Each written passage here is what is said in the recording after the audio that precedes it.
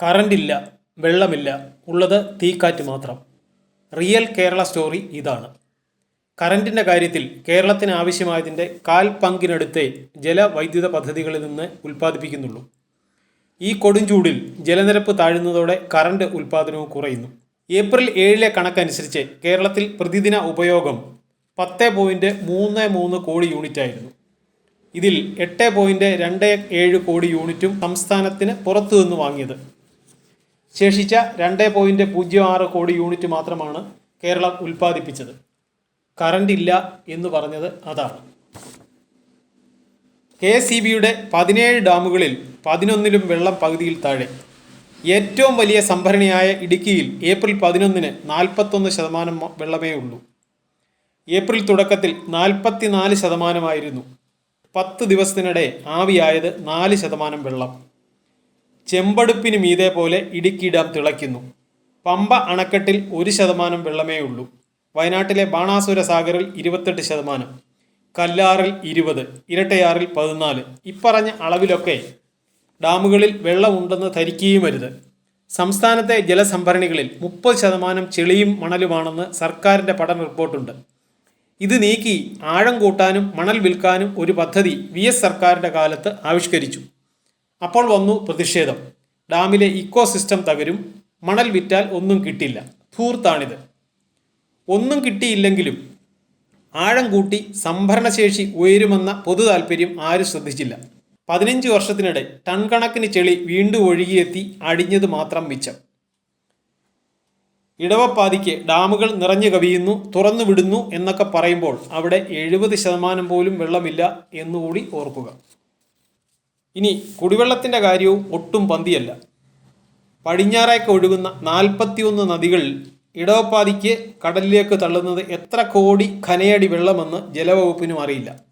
പക്ഷേ ഇപ്പോൾ ഈ വേനലിൽ അവർ കണക്ക് പറയുന്നു. ഭാരതപ്പുഴ, പെരിയാർ, പമ്പ, മണിമലയാർ, ചാലിയാർ, മീനച്ചിലാർ എന്നിവയിൽ നീരൊഴുക്കില്ല. അതോടെ വാട്ടർ അതോറിറ്റി കുടിവെള്ളത്തിൻ്റെ പമ്പിംഗ് പലയിടത്തും കുറയ്ക്കുകയോ നിർത്തുകയോ ചെയ്തു. ജലവകുപ്പിൻ്റെ 20 ഡാമിൽ 14ലും പകുതിയിൽ താഴെയാണ് വെള്ളം.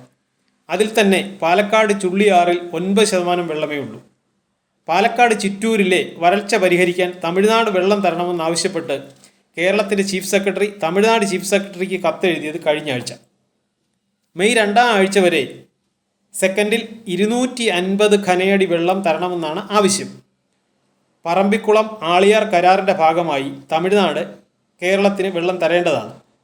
തമിഴ്നാട് വെള്ളം കൊടുത്താൽ കേരളം നന്ദി പറയും. പക്ഷേ തമിഴ്നാട്ടിലെ വോട്ടർമാരോ? അതാണ് തമിഴ്നാട് ഭരണകക്ഷിക്ക് മുന്നിലുള്ള പ്രശ്നം. പാലക്കാട്ട് നിന്ന് കോയമ്പത്തൂരിലേക്ക് അധിക ദൂരമില്ല. BJP തമിഴ്നാട് അധ്യക്ഷൻ മുൻ IPSകാരനായ അണ്ണാമലൈ അവിടെ ലോക്സഭാ സ്ഥാനാർത്ഥിയാണ്.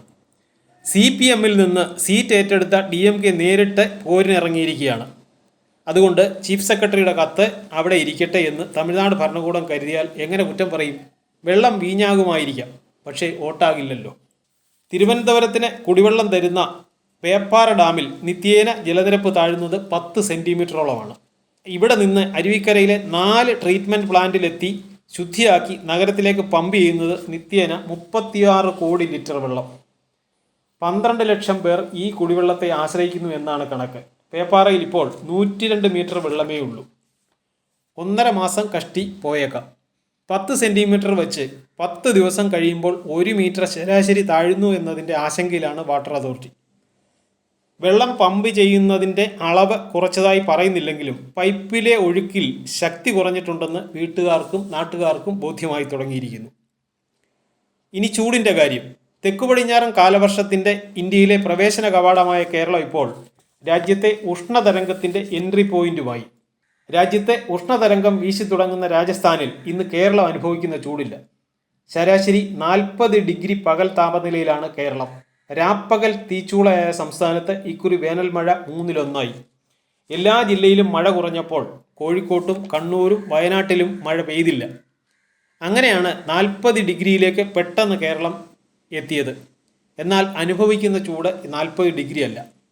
കിട്ടിയ വേനൽ മഴ അന്തരീക്ഷത്തിൽ ഈർപ്പത്തിൻ്റെ അളവ് കൂട്ടി.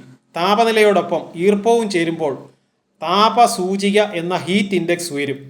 അതായത് 32 ഡിഗ്രി ചൂടുള്ളിടത്ത് 70% ഈർപ്പം കൂടി ഉണ്ടെങ്കിൽ അനുഭവിക്കുന്നത് 40 ഡിഗ്രി ചൂടാണ്. അപ്പോൾ 40 ഡിഗ്രി താപനിലയുള്ളിടത്ത് 70% ഈർപ്പവും കൂടി ചേർന്നാൽ 48 ഡിഗ്രി. അതാണ് പറഞ്ഞത് രാജസ്ഥാനേക്കാൾ ചൂടിലാണ് കേരളമെന്ന്. കറണ്ടും വെള്ളവും കിട്ടാനില്ലാതാകുമ്പോഴും ഉപഭോഗം നിയന്ത്രിക്കാനാകുന്നില്ല എന്നതാണ് കേരളത്തിൻ്റെ സ്ഥിതി. രാത്രിയിൽ വൈദ്യുതി വാഹനം ചാർജ് ചെയ്യരുതെന്നും ഇസ്തിരിപ്പെട്ടി ഉപയോഗിക്കരുതെന്നും AC 25 ഡിഗ്രിയിൽ നിർത്തണമെന്നും KSEB ആവർത്തിച്ച് പറയുന്നുണ്ട്. ചെടി നനയ്ക്കാനും കാർ കഴുകാനും കുടിവെള്ളം ഉപയോഗിക്കരുതെന്ന് അഭ്യർത്ഥിക്കാനേ പറ്റൂ. ഏപ്രിൽ ആദ്യ ആഴ്ചയോടെ പ്രതിദിന കറണ്ട് ഉപഭോഗം 11 കോടി യൂണിറ്റിൽ കേരളമെത്തി. വൈദ്യുതി ഉപഭോഗ വളർച്ചാ നിരക്കിൽ ദേശീയ ശരാശരിയേക്കാൾ 10 മടങ്ങിന് മുന്നിലാണ് കേരളം.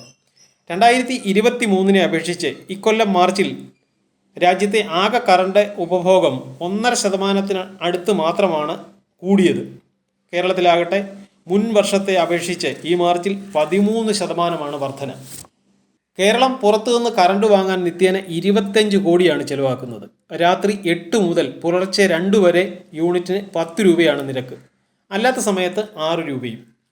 നേരത്തെ പീക്ക് ലോഡ് എന്ന് പറഞ്ഞിരുന്നത് വൈകിട്ട് 6 മുതൽ 10 വരെയായിരുന്നു. ഇപ്പോൾ അത് രാത്രി 12 വരെയായി.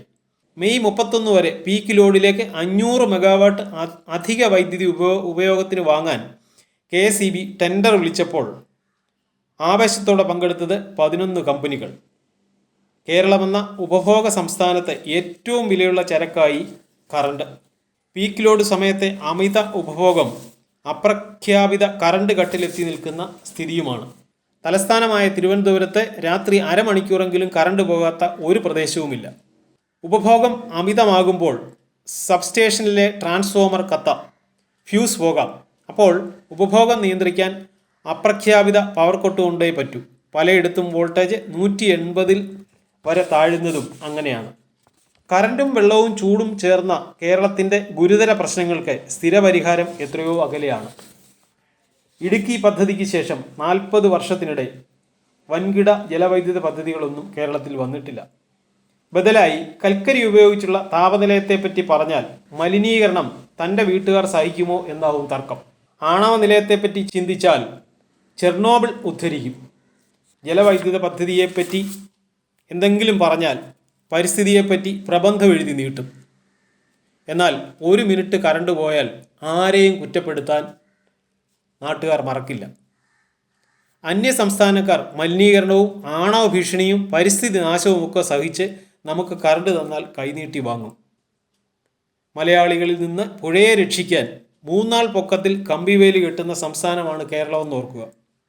സംശയമുള്ളവർ തിരുവനന്തപുരത്തെ ഏതെങ്കിലും തോട്ടുവക്കിലൂടെ പോയാൽ മതി. മൂക്ക് പൊത്തണം എന്നേയുള്ളൂ. വേലി കെട്ടിയിരിക്കുന്നതിന് തെളിവ് അവിടെ നിറഞ്ഞു നിൽപ്പുണ്ട്.